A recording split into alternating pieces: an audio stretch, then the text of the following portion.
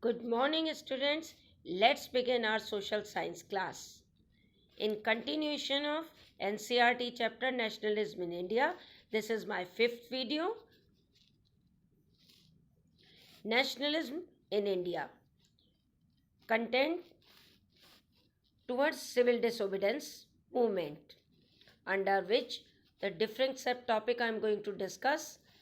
The topics are demand of Purn Swaraj, formation of Swaraj Party, effects of worldwide economic depression, Simon Commission, and Lord Irwin of her dominant status.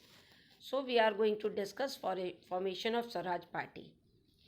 In previous video, we have discussed there were some Congress members, those who were not keen to participate in boycott of council election.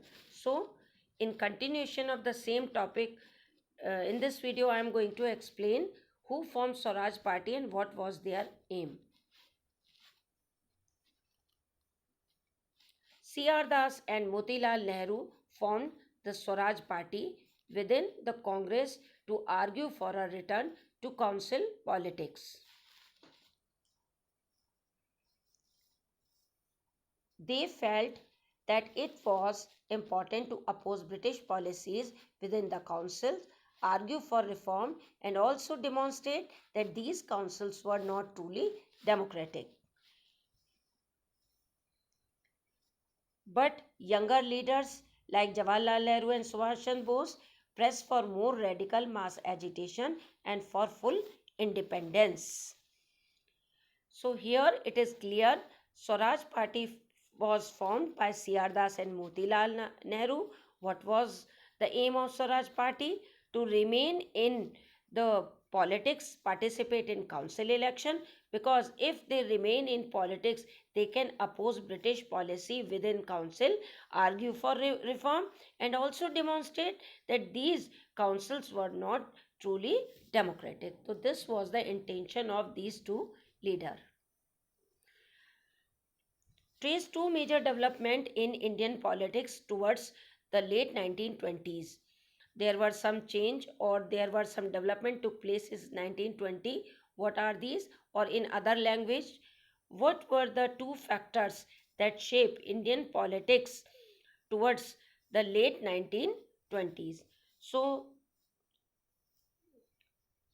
the two factors that shape Indian politics towards the late 1920s are: the first was the effect of worldwide economic depression. Agricultural prices began to fall from 1926 and collapse after 1930. As the demand for agricultural goods fell and export declined, peasants found it difficult to sell their harvest and pay their revenue. By 1930, the countryside was in turmoil.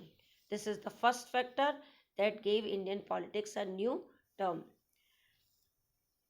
The second is the new Tory government in Britain constituted a statutory commission under Sir John Simon.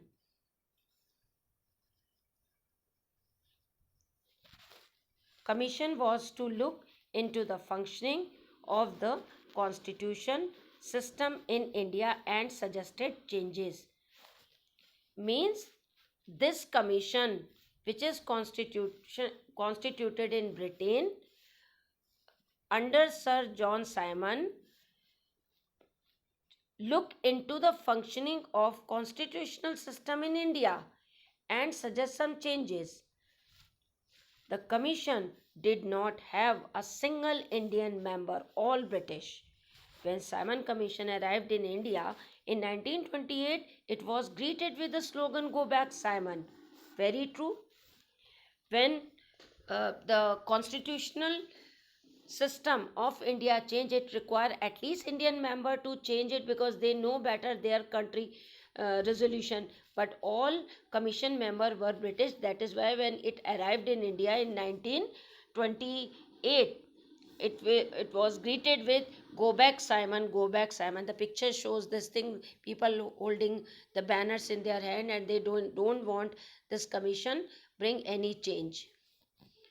Then, to calm down the nationalists, Lord Irwin offered dominant status to Indian.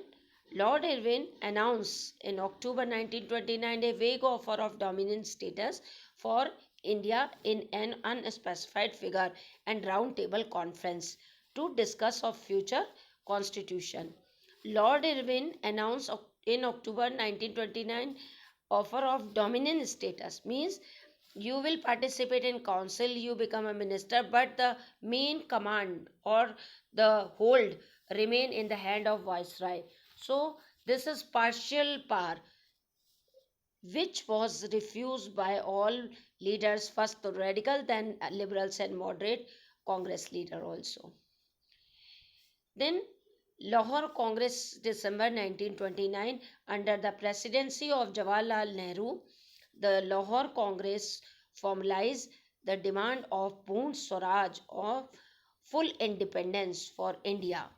So it was declared 26 January 1930 would be celebrated as Independence Day when people were to take a pledge to struggle for complete independence.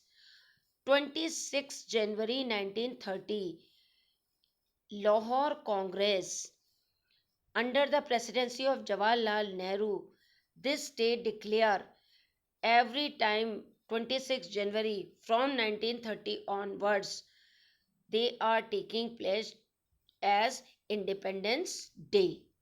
But the question is this, our country got our independence on 15th August 1947.